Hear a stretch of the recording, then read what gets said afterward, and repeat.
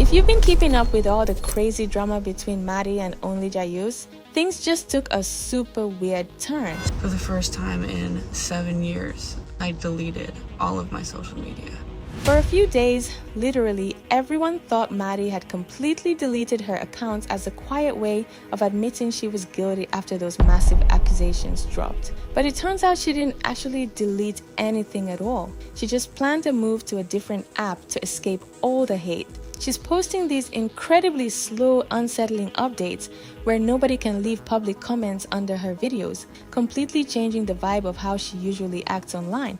To really get why she walked away from millions of followers, we have to look back at how this whole fight started. It all kicked off with a quick TikTok by Onlyjayus, where she was responding to random rumors about her past, but then she casually dropped a massive claim alleging that an unnamed ex-girlfriend had cheated on her with a minor. No! I got cheated on! With a minor, and y'all still support them! Even though she didn't name drop anyone right away, the internet instantly put the pieces together, and Onlyjayus basically confirmed it was Mattie by replying to comments directly under that video. Naturally, Mattie's comment sections got flooded with hate, which led to Mattie dropping a defense video that at first worked perfectly. Before coming to any conclusions about these accusations, the only reason I did not speak out about this issue sooner is because Bella, Onlyjayus, is someone who in the past has physically showed up to the place that I live and has previously threatened my physical safety. The video pulled in over 1 million likes and fans rushed to defend her, calling Onlyjayus a liar, while Mattie thanked everyone for staying neutral and waiting for her side of the story before making up their minds. But that relief didn't last long because Onlyjayus fired back with a massive 40-minute YouTube video that completely changed everything. It was filled with page after page of receipts, including screenshots of DMs, texts, and old photos. Even though people have mixed feelings about both of them because of past dramas, the huge amount of visual evidence Onlyjayus put on screen made it almost impossible to ignore, turning the internet completely against Mattie and forcing her to make another move. I swear I already owned this shirt. I did not buy it just for this video. And you know what? Right before I hit record, I saw this post saying, when you find another piece of evidence but the situation is too old to revive. And my first thought was, no, it's not. Onlyjayus later updated everyone on TikTok, making it clear that she wouldn't back down because full context was out there. And she called out Mattie for completely avoiding certain people in her response videos. That's because I said it's worth sharing, because telling a 14-year-old you're gonna give him daddy issues is strange. I said, man, I didn't even think about that. Hold up, let me get the rest of our messages, and they sent the rest because it didn't stop. Which, that whole thing I did put in my YouTube video if you wanted to go see it. But you know what they didn't put in their video? Nick. They didn't mention Nick at all. With things getting incredibly ugly, Mattie tried to respond a second time, but the internet completely rejected it because instead of actually proving her innocence, her response just argued over tiny details. Viewers were leaving thousands of comments saying her second video was just her denying things over and over again without showing any real counterproof.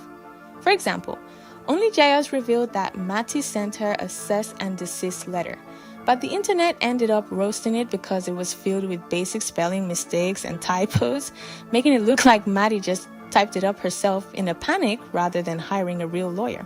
Why does the cease and desist have typos? We are aware that you have been making egregiously harmful defamatory statements. So it might be egregious, yeah, it is outstandingly bad, shocking, and the opposite of remarkably good. People also noticed major contradictions in her arguments because in one video, Mattie tried to defend herself by pointing out she was 20 years old at the time, not 21, when dealing with an underage situation.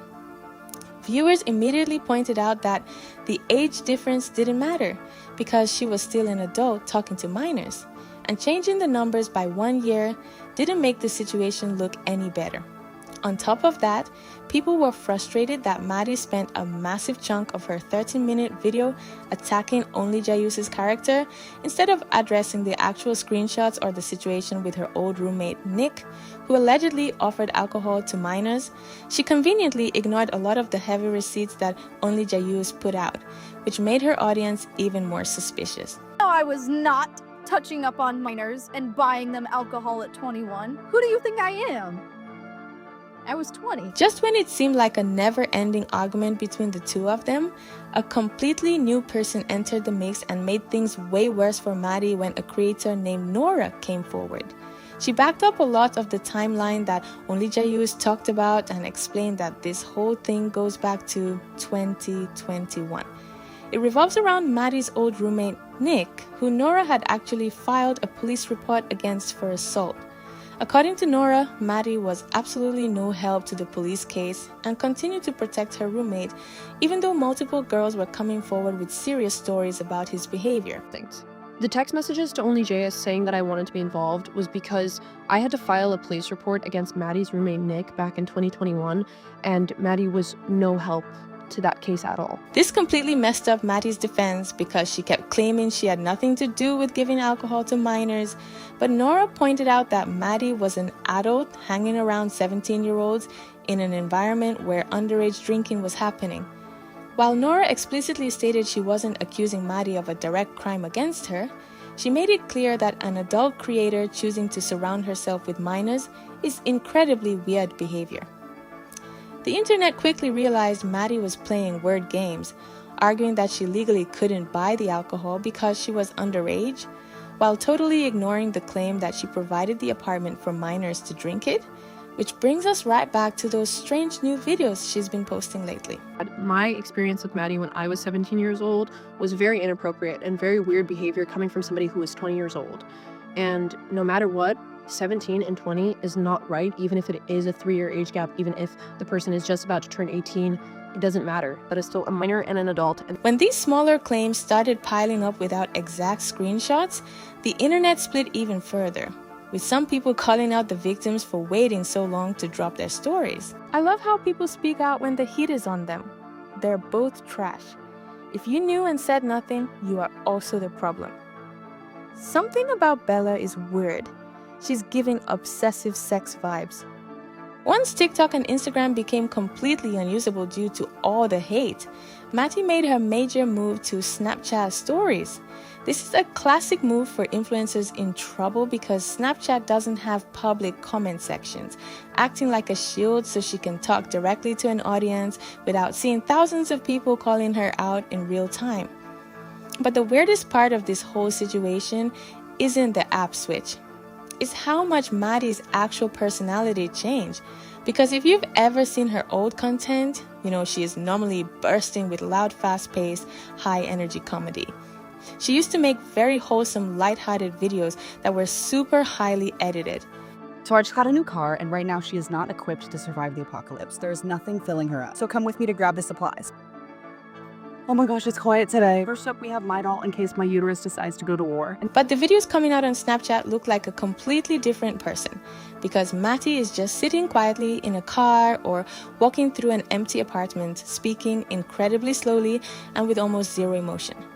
The colorful, loud energy is entirely gone, replaced by a flat voice and a lot of anxious shifting and looking away from the camera, which has viewers speculating that the reality of her ruined reputation is finally hitting her hard. She talks about basic things like moving or groceries, but her face looks completely blank and people are saying it looks like all the energy has been completely sucked out of her.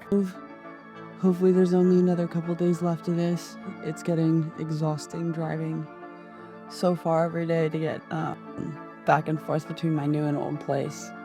My parents are flying in today, which is really, really exciting. The absolute craziest part of this whole story is what Mattie did after letting the internet believe she deleted her entire online presence.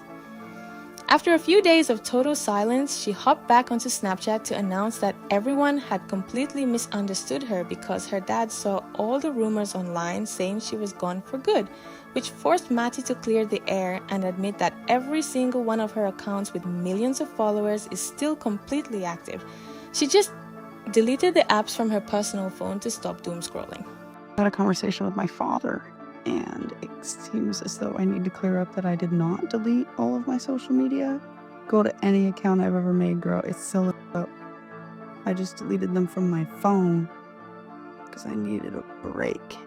This changes the entire situation because it proves that Mattie isn't quitting and she's just taking a break to let the heat die down so she can make a comeback later. While she's hiding out on Snapchat keeping the door open, the internet is uncovering wild details behind the scenes because reports have surfaced claiming that someone is paying a massive financial reward to get Onlyjayus' content completely taken down through copyright and reporting strikes. The reward allegedly started at $1,000, climbed to $25,000, and has now reportedly hit $30,000 just to get her removed from social media, to the point where Onlyjayus even joked about finding a loophole to claim the cash herself because of how absurd the situation has become.